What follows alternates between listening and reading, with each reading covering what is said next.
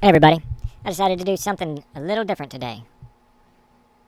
If this will actually play. Oh yeah, it is playing. Okay, so Black Panther.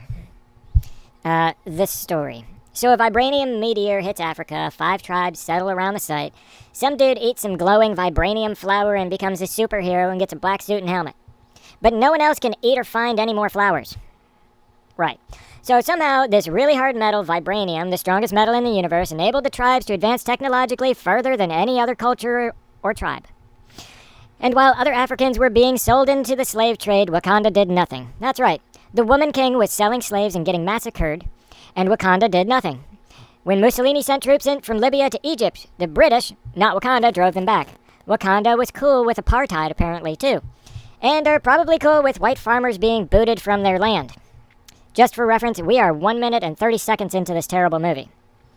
To keep vibranium safe, they erected a force field cloak dome thing to hide in plain sight, to keep their powers a secret, because they are isolationists. Now, in 1992 in Oakland, California, at this point in the movie, all of the fighters were CG and male. There happened to be 2 warriors arriving at the apartment of 2 Wakandas in Oakland, California, and they're both skinny, tall women holding metal spears. I think I know why the superpower of the world decided not to expand their territory. They are still battling with spears. So the king shows up when the lights turn off, and in 1992, no one is shocked or surprised by a holographic projection played from a handheld disc. Probably because they're from Wakanda. Right, okay. One of the 2 apartment dudes was a spy, and the other was the king's son, and the dude that smuggled the brick of vibranium to California was the king's son. The king's son smuggled a brick of vibranium to California. Then we get to see a bunch of kids watch the king's spaceship fly off. And we go to present day. The news states that Wakanda is garbage, isolated, poor, rainforest, mountain ranges, all that stuff. And just like modern news, constantly lying. And we are introduced to the new Black Panther. Not the king. The king is dead.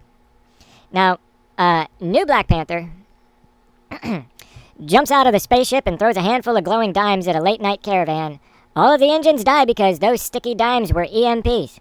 Finally, some action. Oh, wait, no. No, it's a CG dude doing CG moves. Bullets don't hurt, so why all the gymnastics? You could have just walked in there like Superman and just been like, your bullets don't affect me, and then just claw him in the throat or something. But instead, he's like flinging himself about, doing jumps around. It's just silly. And then in a combat zone, this new BP, Black Panther, removes his biker helmet to talk to his crush to ask her to come to the funeral for his dad. She was deployed on a mission, but that doesn't matter. That mission is inconsequential. We need you to be at the funeral. The spaceship, carrying 3 now, flies around Africa without cloaking. People wave at the ship. Then, like any modern video game with absent clipping, the ship flies through a mountain, and we are introduced to modern-day Wakanda.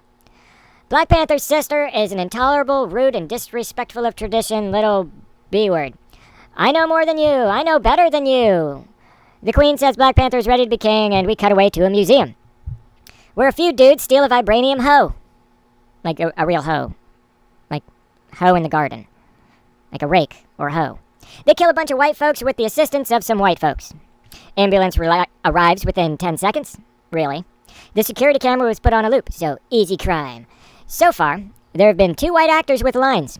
The museum curator, and one of the guys that assisted in the robbery, who also has a superpower hand thing to make glass shatter, and to make rust fall off of the rusty hoe. They get away in the ambulance, and we cut to a waterfall and a spaceship flying through valleys to deliver Black Panther. The waterfall is technologically advanced too, somehow, and this whole setting looks like something from an Ewok movie, with people in brightly colored clothing on cliffs to represent each of the tribes. It just looks... Oh. They did it better in The Lion King. Okay, so the waterfall thing. They made Black Panther drink some stuff to no longer be Black Panther, so Challenge Day can begin. The tribes of Wakanda have a path to the throne by defeating the Black Panther dude. If no one challenges, why would Black Panther dude drink the stuff to take away his powers? That's stupid. You're just leaving yourself vulnerable for a day. And everyone around there knows when this day is because... Okay, getting ahead of myself. Little sister interrupts to show more disrespect for the traditions of their land. The mountain tribe arrives and challenges Black Panther. Black Panther gets skewered and still beats the challenger. So the most technologically advanced culture/country in the world, in present day, decides their ruler through combat. With spears and shields.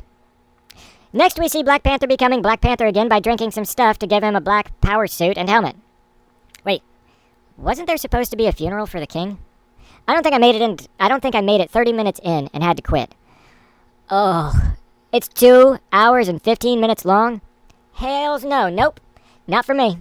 I already had a distaste for superhero movies, the cliches and tropes, but this is cliche and tropes on another level. This movie is bad. Oh yeah, and they made a sequel.